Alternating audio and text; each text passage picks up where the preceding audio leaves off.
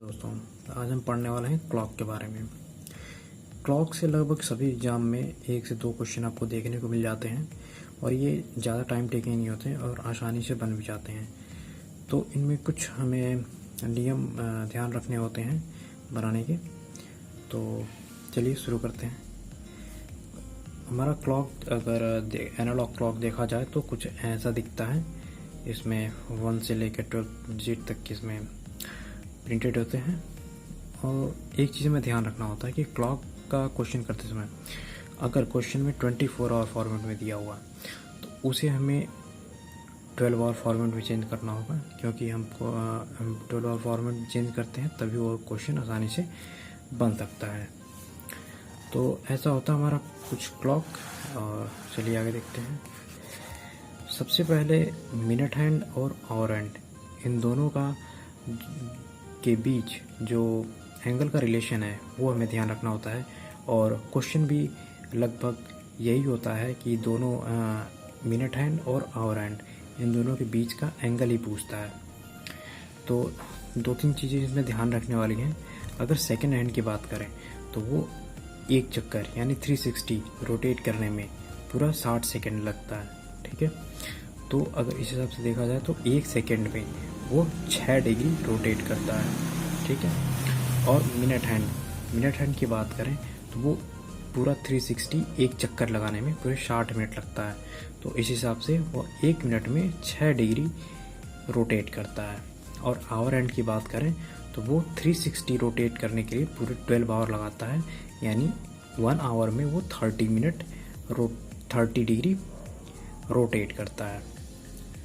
और इस हिसाब से अगर आवर हैंड का निकाला जाए कि 1 मिनट में वो कितना रोटेट करता है तो वो आता है कुछ ½ डिग्री।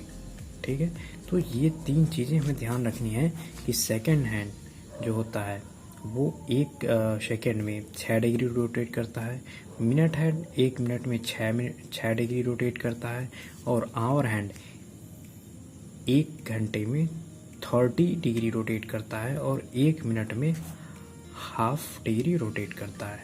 ठीक है, तो क्वेश्चन ऐसे आता है कि आपको एक टाइम दे देगा और पूछेगा उसका कि आप आवर हैंड और मिनट हैंड के बीच का एंगल बताइए।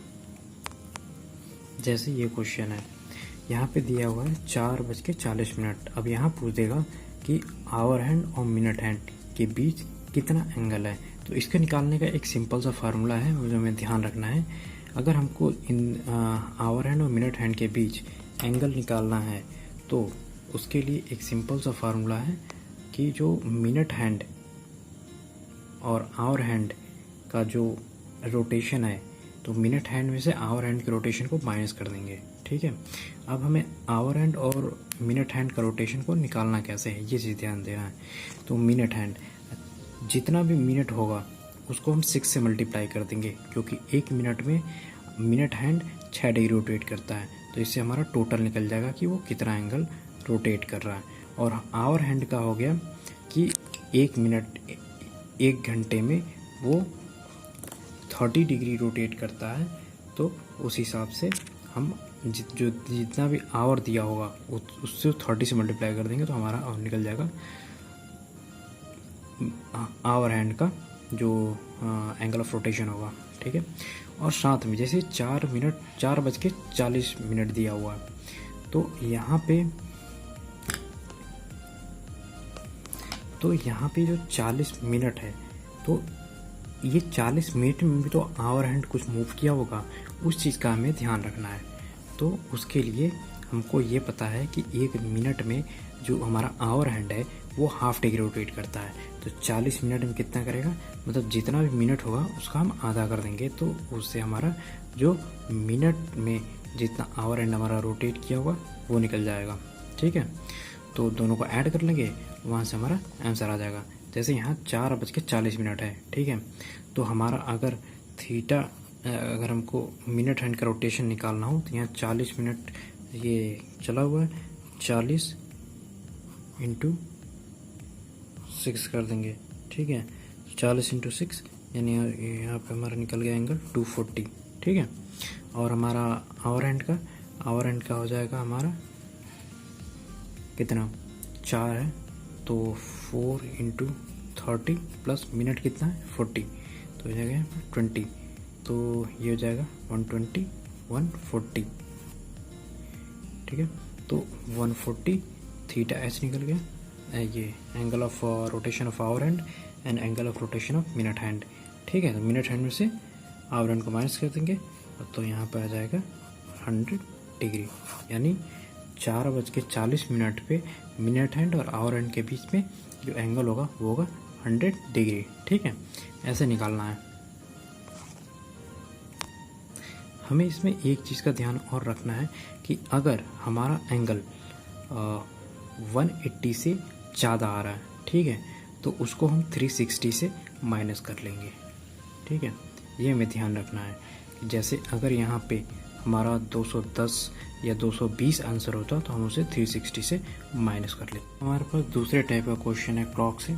इसमें हमारे पास एक एग्जैक्ट एक एंगल दे दिया रहेगा और एक उसके बाद उसके जो एग्जैक्ट टाइमिंग है वो पूछेगा कि इस टाइम पे क्या टाइमिंग हो रहा होगा। इसके लिए हमारे पास एक फार्मूला हमें ध्यान रखना होगा, 5h + -m 12/11।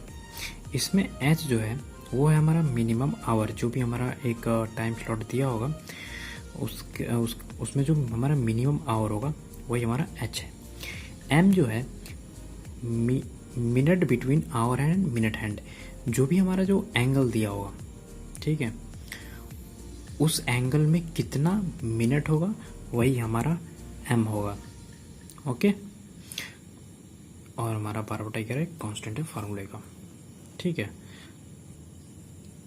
अब जैसे हमारा ये क्वेश्चन है, इसमें पूछ रहा है कि between 4 and 5 at what time both hand of clock are at 0 degree angle, ठीक है। 4 और 5 के बीच में पूछ रहा है, ठीक है। तो यहाँ पे हमारा जो आवर हो जाएगा, जो कि हमारा फार्मूला क्या था, 5h + -m 12/11, ठीक है। तो इसमें हमारा जो h था वो हो जाएगा हमारा 4, और जो हमारा मिनट है अब वो बोल रहा है कितने मिनट हैंड और आवर हैंड के बीच एंगल कितना होना चाहिए, 0 डिग्री। अब 0 डिग्री है तो मतलब कि कोई उसमें मिनट होगा नहीं, ठीक है। तो m = हो जाएगा 0, ठीक है। और उस फॉर्मूला में पुट करेंगे 5 इंटू हमारा आवर हो गया 4 प्लस माइनस मिनट है यहाँ पे 0 है, 12/11 20, यहाँ से हम इसे कैलकुलेट करेंगे, आएगा 21, आएगा 21 सही 9/12। ये आया हमारा मिनट, यानी 4:21 सही 9/11 मिनट पर ये जो एंगल होगा वो होगा 0 डिग्री, ठीक है। तो ये हो गया हमारा क्वेश्चन करने का तरीका। अगर एक टाइम दे दिया और उसके पूछ रहा है कि इतने एंगल पे एग्जैक्ट टाइमिंग क्या होगी। अब चलिए एक और क्वेश्चन देख लेते हैं। जैसे पूछ रहा है कि between 4 and 5 in what time both hand of clock will be at 90 degree. अब यहाँ पे दोनों हैंड के बीच का जो एंगल है वो 90 डिग्री हो गया है, ठीक है। तो हम सेम वही फार्मूला यूज करेंगे। तो यहाँ पे 4 और 5 पूछ रहा है, ठीक है। तो हमारा जो मिनिमम आवर है वो कितना है, 4, ठीक है, यानी h हमारा 4 हो गया, और 5 के बीच में एंगल क्या है, 90 डिग्री। अब 90 डिग्री है तो 90 डिग्री में कितना हमारा मिनट होगा, एक मिनट में कितना डिग्री होता है, 6 डिग्री। उस हिसाब से 90 डिग्री में कितना मिनट हो जाएगा, 15 मिनट, ठीक है। तो हम सेम फार्मूले में पुट कर देंगे 5 इंटू 4 प्लस माइनस 15 12/11, ठीक है। अब हमारे पास यहाँ प्लस और माइनस दोनों है, ठीक है। तो हम एक बार प्लस लेके चलेंगे, एक बार माइनस लेके चलेंगे, ठीक है। प्लस लेके चलेंगे तो कैलकुलेट करेंगे तो हमारे पास आएगा 38 सही 2/11 मिनट, ठीक है। तो ये एक टाइम में हो जाएगा हमारे पास 4:38 2 सही 38 सही 2/11 मिनट पे हमारा 90 डिग्री एंगल फॉर्म होगा, ठीक है। और अगर हम निगेटिव लेके चलेंगे तो 4:05 सही 5/11 मिनट पे हमारा दूसरा एंगल फॉर्म होगा। दूसरा नहीं, मतलब सेम 90 डिग्री फॉर्म होगा। मतलब ये जो 90 डिग्री का फॉर्मेशन हो रहा है वो 1 आवर के बीच में 4 से 5 के बीच में 2 बार हो रहा है, ठीक है। तो ये दोनों सही है। अब मुझे जहाँ तक लग रहा है कि क्लियर हो गया होगा कि अगर आपको टाइम दे दिया हुआ है, एंगल पूछ रहा है तो भी आप निकाल लेंगे, और एक टाइम दे दिया है और एंगल दे दिया है और एग्जैक्ट टाइमिंग पूछ रहा है तो भी आप निकाल लेंगे। हम दोनों तरफ क्वेश्चन देख ली, ठीक है। अब हमें कुछ चीज़ें ध्यान रखनी है क्लॉक से रिलेटेड, जो कि उससे कई ऑब्जेक्टिव क्वेश्चन भी बन जाते हैं जो डायरेक्ट एग्जाम में पूछ लिए जाते हैं, ठीक है। अगर पूछता है कि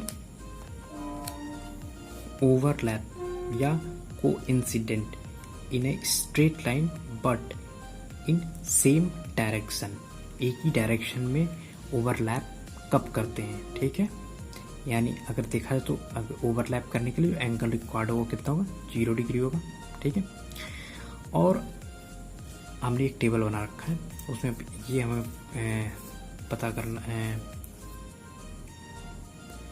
ये हमने एक टेबल बना रखा है कि ये चीज़ें 1 घंटे, 12 घंटे और 24 घंटे में कितनी बार रिपीट होती हैं।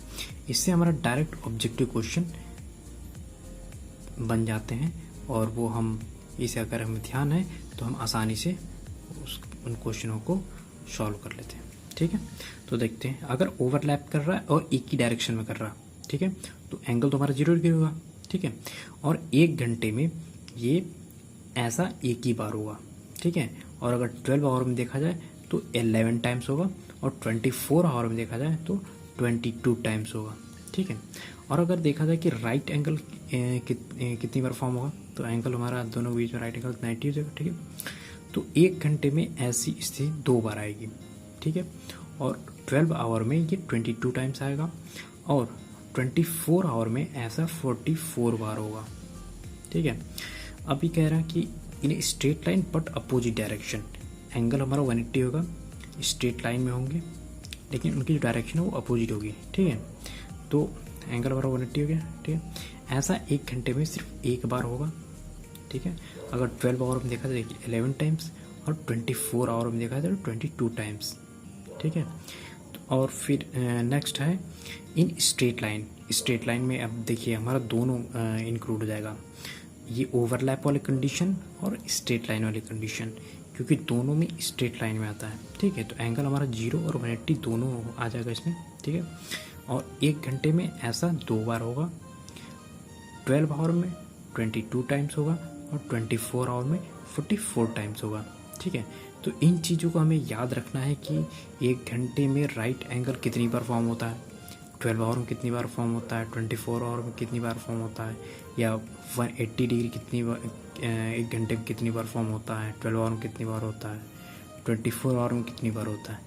तो इन सब चीज़ों से डायरेक्ट क्वेश्चन हमारे एग्जाम में पूछ लिए जाते हैं, तो इस चीज़ को हमें ध्यान रखना है कि अब आपको क्लॉक से रिलेटेड सभी प्रॉब्लम आसानी से बन जाएंगे।